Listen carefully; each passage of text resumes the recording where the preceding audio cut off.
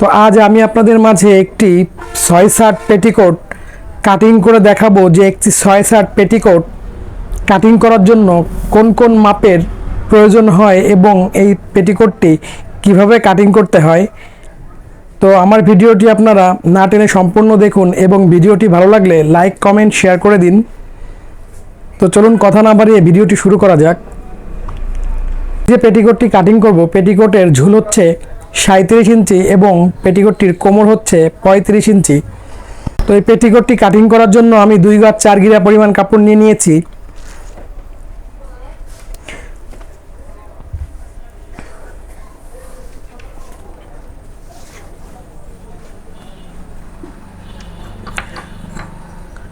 তো আমার এই ভিডিওটি যারা নতুন তাদের জন্য এই ভিডিওটি আমি তৈরি করতেছি।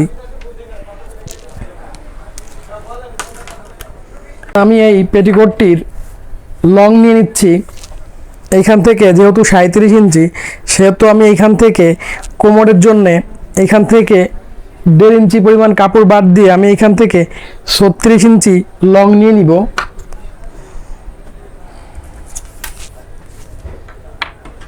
তো দেখেন আমি এইখান থেকে 36 ইঞ্চি ডাবল কাপড় নিয়ে নিচ্ছি এই পেটিকোটটি কাটিং করার জন্য।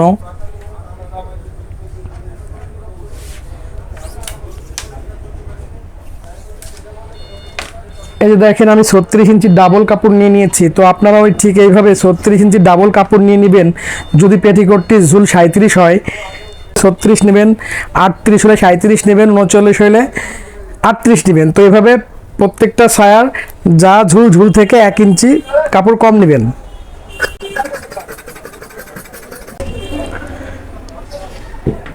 এই যে অবশিষ্ট কাপড়টি আছে এই কাপড়টি দিয়ে আমরা কোমর তৈরি করব।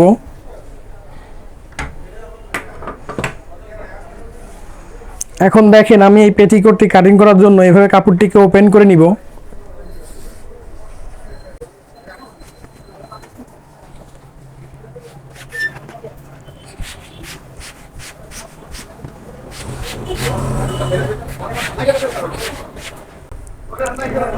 তো দেখেন এইখানে সায়ার 2টি পার্ট হয়ে গেছে। এই 2টি পার্ট এখন আমি এভাবে ভাঁজ করে দিব এবং এইখানে 1 ইঞ্চি পরিমাণ কাপড় আমি বাড়তি রেখে ভাঁজ করব।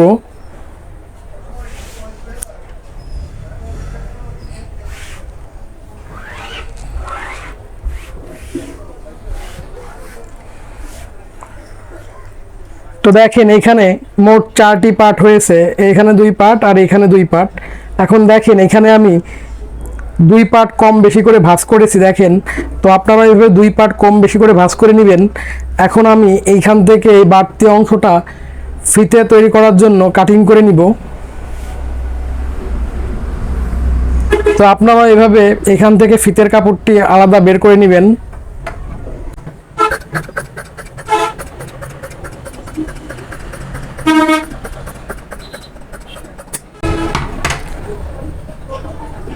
এই যে দেখেন আমি ফিতের কাপড়টি বের করে নিয়েছি। তো দেখেন আমি এখন এই পেটিকোটটির এইখানে কোমর হচ্ছে 35 ইঞ্চি। তো 35কে যদি আমি এইখানে 8 ভাগে ভাগ করি তাহলে দেখেন এখানে দাঁড়াচ্ছে 4.5 ইঞ্চি। তো দেখেন এইখানে আমি 4.5 ইঞ্চিতে একটা দাগ দিচ্ছি।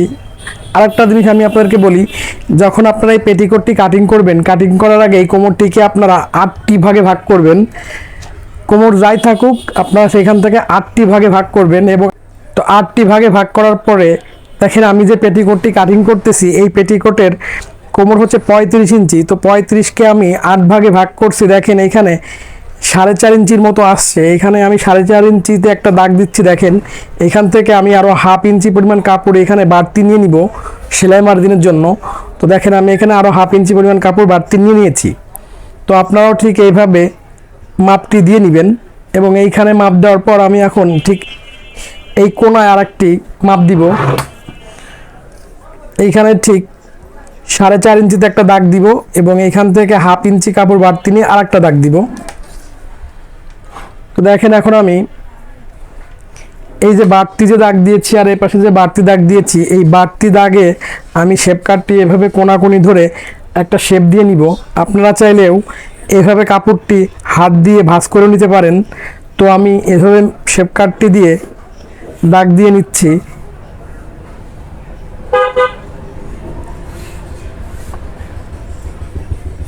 তো দেখেন আমি যে এই ছায়াটি এভাবে কাটিং করতেছি, আপনারা ঠিক একই নিয়মে কাটিং করবেন, দেখবেন ছায়াগুলো অনেক সুন্দর হবে।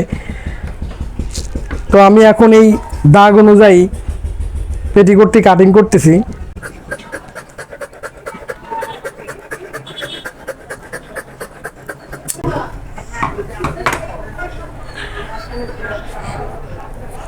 এখন এই পাটটিকে এভাবে ঘুরিয়ে নেবেন এবং এই পাটটিকে এরপরে ফেলে নেবেন।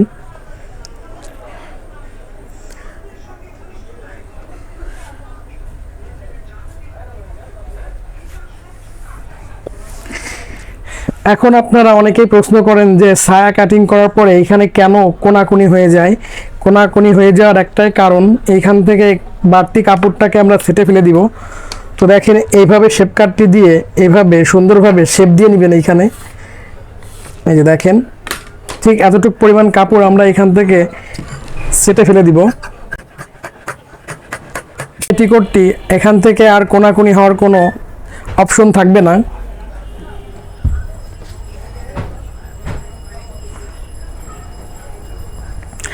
এখন যে অবশিষ্ট কাপড় আছে এই চুক দিয়ে আমরা এখন এই কোমর তৈরি করব।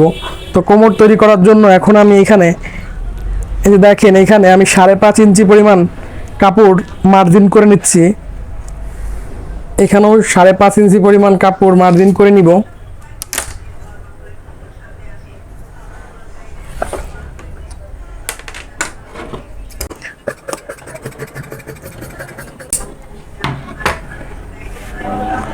তো দেখেন এটা দিয়ে আমাদের এই ছায়ার কোমর তৈরি হবে।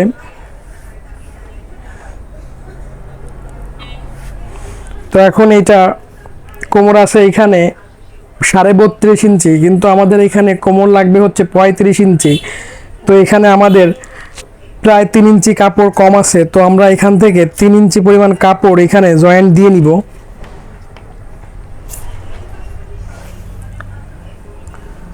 এই যে দেখেন আমরা এখান থেকে 3 ইঞ্চি পরিমাণ কাপড় জয়েন্ট দিয়ে নিব।